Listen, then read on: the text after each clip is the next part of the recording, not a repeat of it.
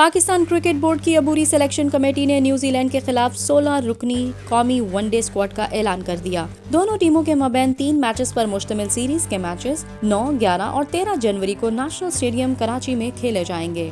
Domestic cricket میں عمدہ کارکردگی کا مظاہرہ کرنے والے سینٹرل پنجاب کے بیٹر طیب طاہر اور اسپنر اسامہ میر کو پہلی مرتبہ قومی اسکواڈ میں شامل کیا گیا ہے، جبکہ شان مسعود اور حارث سہیل کی بالترتیب 3 اور 2 سال بعد قومی ون ڈے انٹرنیشنل اسکواڈ میں واپسی ہوئی ہے۔ انگلینڈ کے خلاف پہلے ٹیسٹ کے دوران زخمی ہونے والے فاسٹ باؤلر حارث رؤف نے مکمل فٹنس بحال کرنے پر اسکواڈ میں شامل، جبکہ میڈیکل پینل سے مشاورت کے بعد شاہین شاہ آفریدی کو فی الحال اسکواڈ کا حصہ نہ بنانے کا فیصلہ برقرار رکھا گیا ہے۔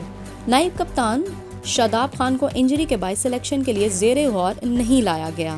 قومی ون ڈے اسکواڈ میں بابر اعظم کپتان، فخر زمان، حارث رؤف، حارث سہیل، امام الحق، کامران غلام، محمد حسنین، محمد نواز، محمد رضوان وکٹ کیپر، محمد وسیم جونیئر، نسیم شاہ، سلمان علی آغا، شاہنواز دھانی، شان مسعود، طیب طاہر اور اسامہ میر شامل ہیں۔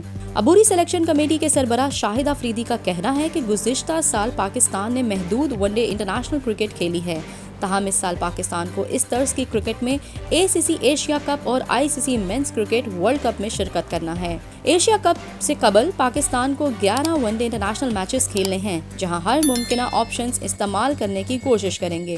شان مسعود اور حارث سہیل کو ابھی بھی پاکستان کرکٹ کو بہت سرو کرنا ہے۔ طیب طاہر اور اسامہ میر کو مستقبل کے لیے بھی بیک اپ کھلاڑیوں کی فہرست میں شامل کیا گیا ہے۔ انہوں نے کہا کہ ہم نے کھلاڑیوں کی ریڈ اور وائٹ بال میں ورک لوڈ مینجمنٹ کو بھی زیر غور رکھا ہے، تاہم اس کے لیے ہمیں ممکنہ کھلاڑیوں کا پول بڑھانے کی ضرورت ہے۔